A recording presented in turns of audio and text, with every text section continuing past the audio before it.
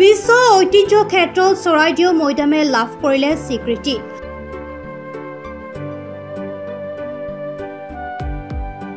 আজিৰ দিনটো চৰাইদেউবাসীৰ আনন্দৰ দিন। এতিয়াৰে পৰাই সমগ্ৰ বিশ্বত জিলিকিব অসম গৌৰৱ তথা আহোম ৰাজত্বকালৰ বুৰঞ্জী প্ৰসিদ্ধ চৰাইদেউ মৈদামস্থলী।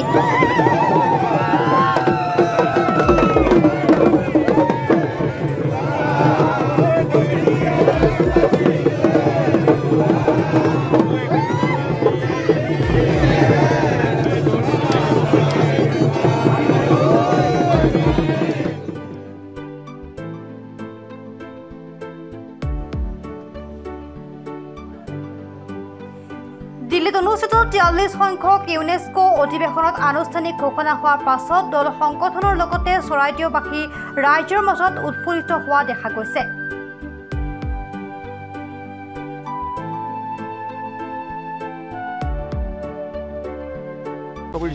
গতিকে আজি আৰ্কিঅলজি ডিপাৰ্টমেণ্টকে আদি কৰি বিভিন্ন জিলা প্ৰশাসন ইয়াত জড়িত সকলোকে আমি এই সময়ত কৃতজ্ঞতা জনাইছোঁ। চৰাইদেউ মৈদামে আজি প্ৰাণ পাইছে। আজি ইয়াত বিশ্ব দৰবাৰত আজি প্ৰতিষ্ঠা হৈছে এই মৈদামস্থলী। গতিকে আমি আনন্দৰ মুহূৰ্ত এইটো আমি সকলোৱে আজি এই তাৰিখত আমি পৰিপুৰুষক স্মৰণ কৰিছোঁ।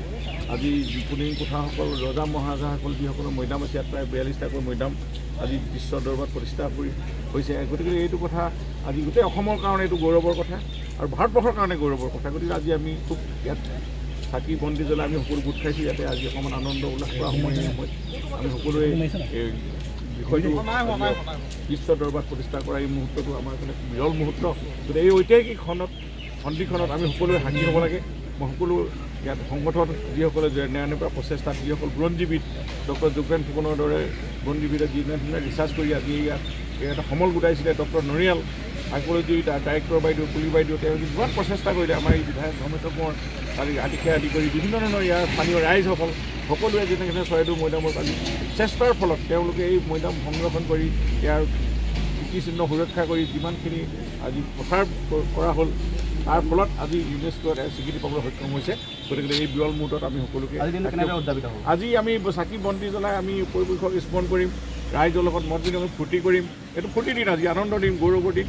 গতিকে আমি ইয়াত স্মৃতি জীয়াই ৰাখিব লাগিব। গতিকে আমি সকলো ৰাইজক ইয়াত সহযোগ কৰিবৰ কাৰণে দল মত সংগঠন সকলো ৰাইজ নিমিকে জাতি জনগোষ্ঠী সকলো ইয়াত গোট খাব লাগে। খন্তেক পিছতে আমি এটি প্ৰীতি ভোজৰ আয়োজন কৰিছোঁ। আমি সকলোৱে মিলি বুজি পটকা ফুটুৱাই আমি যিহেতু ইয়াত কিছু বাধাও আছে আৰ্কিঅলজিকেল চাইডত, গতিকে আমি চাই সকলো নিয়ম নীতি মানি আমি এইখিনি কাম নিশ্চিতভাৱে এতিয়া যেতিয়াই এটা স্থান বিশ্ব ঐতিহ্য ক্ষেত্ৰ হিচাপে স্বীকৃতি লাভ কৰে সমগ্ৰ বিশ্ব নাগৰিকৰ দৃষ্টি আকৰ্ষণ হয় আৰু এইসমূহ মনুমেণ্ট এই মনুমেণ্টক লৈ মানুহৰ আকৰ্ষণ সদায় আছে আৰু ইতিহাসক কেতিয়াও আমি নাইকিয়া কৰিব নোৱাৰোঁ। ইতিহাসৰ প্ৰতি আমাৰ সদায় এটা দুৰ্বলতা, সদায় এটা আকৰ্ষণ আমাৰ স্বাভাৱিকতে থাকে আৰু গতিকে বিশ্ব ঐতিহ্য ক্ষেত্ৰৰ তালিকাত যেতিয়াই চৰাইদেৱে স্থান লাভ কৰিলে ইয়াৰ ফলত সমগ্ৰ পৃথিৱীজুৰি ইয়াৰ ইতিহাস, ইয়াৰ পৰম্পৰা, ইয়াৰ কৃষ্টি সংস্কৃতি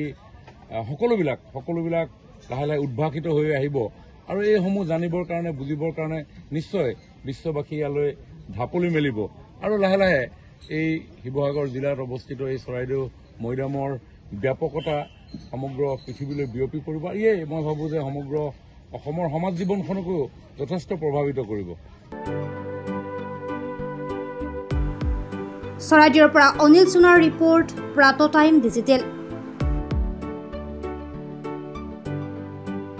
অসমৰ সংবাদ জগতখনৰ বাবে এক সুখবৰ। নৰূপ নসাজেৰে প্ৰায় ৩০ বছৰীয়া অভিজ্ঞতাপুষ্ট সাপ্তাহিক কবচ পুনৰ এবাৰ ৰাজ্যৰ মাজলৈ। স্বচ্ছাধিকাৰী প্ৰণীতা কলিতাৰ দ্বাৰা প্ৰকাশিত আৰু অমৰজ্যোতি প্ৰিণ্টাৰ্ছ, গুৱাহাটী কমাৰ্চ কলেজৰ বিপৰীত ফালে মুদ্ৰিত। আমাৰ ঠিকনা মুখ্য কাৰ্যালয় অসম ফৰেষ্ট স্কুল, হৰিমন্দিৰ পথ, গুৱাহাটী আৰু অস্থায়ী কাৰ্যালয় কলিতা মাৰ্কেট, বিজয়নগৰ, কামৰূপ, অসম।